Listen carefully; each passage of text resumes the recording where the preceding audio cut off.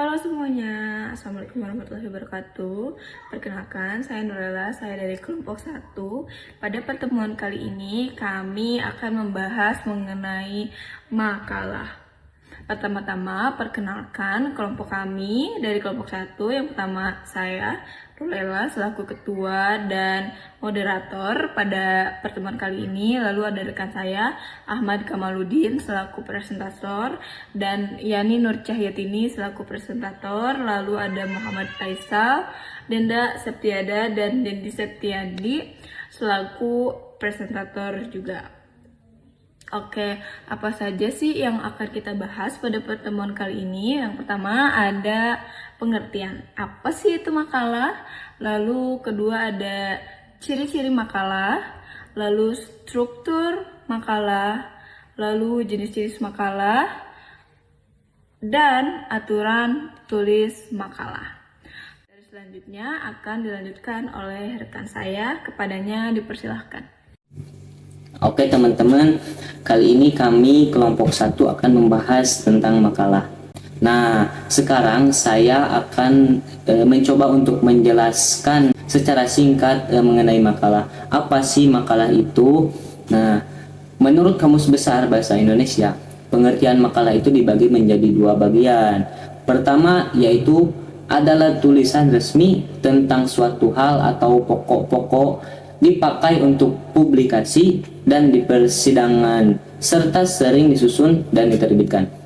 Kedua, makalah adalah karya tulis pelajar ataupun mahasiswa untuk memberikan laporan dan rangkaian pelaksanaan tugas kampus maupun tugas sekolah. Nah, makalah ini kerap kali dibuat oleh para akademis untuk menunjukkan keilmuan yang sedang mereka kaji secara mendalam sesuai dengan bidangnya masing-masing. Hampir semua akademis, baik itu yang masih di bangku sekolah ataupun perguruan tinggi, mengenal yang namanya makalah.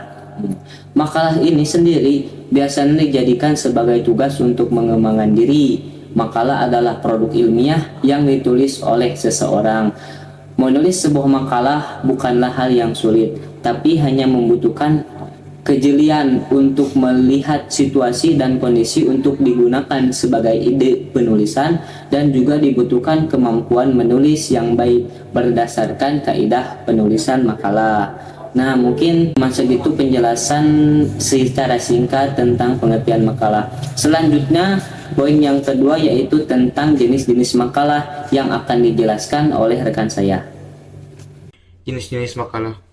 Ada 3 jenis makalah, yaitu makalah induktif, deduktif, dan campuran. Penjelasannya sebagai berikut. 1. Makalah induktif. Makalah induktif adalah jenis makalah yang ditulis berdasarkan data-data empiris yang bersifat objektif dalam hal apa saja yang diperoleh di lapangan, akan tetapi masih relevan dengan pembahasan. 2. Makalah deduktif. Makalah deduktif adalah jenis makalah yang ditulis berdasarkan kajian teori yang relevan dan permasalahan yang dibahas. 3. Makalah campuran. Makalah campuran adalah jenis makalah yang ditulis berdasarkan kajian teori dan data-data empiris.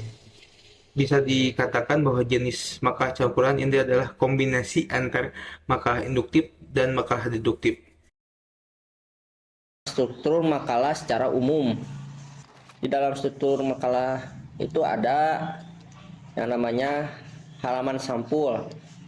Halaman sampul berisi informasi umum tentang makalah seperti judul, jenis dan tujuan makalah, nama penyusun, logo lembaga pendidikan, nama lembaga pendidikan, kota dan tahun penyusunan.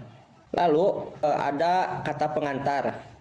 Kata pengantar berisi ucapan terima kasih kepada pihak-pihak yang telah membantu dalam penyusunan makalah. Selain itu, kata pengantar juga dapat berisi informasi tambahan tentang makalah seperti latar belakang penulisan makalah atau tujuan penulisan makalah. Ada juga daftar isi. Daftar isi ini berisi daftar, bab, dan subbab dalam makalah, disertai dengan nomor halaman. Daftar isi memudahkan pembaca untuk menemukan informasi yang dicari. Nah, ada bab 1, pendahuluan. Jadi Bab pendahuluan berisi informasi umum tentang makalah seperti latar belakang penulisan makalah, rumusan masalah, dan tujuan penulisan makalah. Dan di bab 2 ada pembahasan. Bab pembahasan berisi uraian tentang topik yang dibahas dalam makalah. Pembahasan harus didukung oleh data dan informasi yang relevan. Nah, ada juga di bab 3 penutup. Bab penutup berisi kesimpulan dan saran. Kesimpulan merupakan jawaban dari rumusan masalah yang telah diajukan. Lalu ada daftar pustaka. Daftar pustaka berisi daftar sumber yang digunakan dalam penulisan makalah. Daftar pustaka disusun sesuai dengan aturan yang berlaku. Struktur makalah dapat disesuaikan dengan kebutuhan dan ketentuan yang berlaku. Misalnya, makalah yang ditulis untuk keperluan akademis biasanya memiliki struktur yang lebih lengkap dibandingkan dengan makalah yang ditulis untuk keperluan umum. Ciri-ciri makalah. Ada objektif. Objektif adalah penjelasan yang dipaparkan dalam makalah sifatnya objektif atau secara umum, tidak bersifat subjektif atau menurut pendapat pribadi.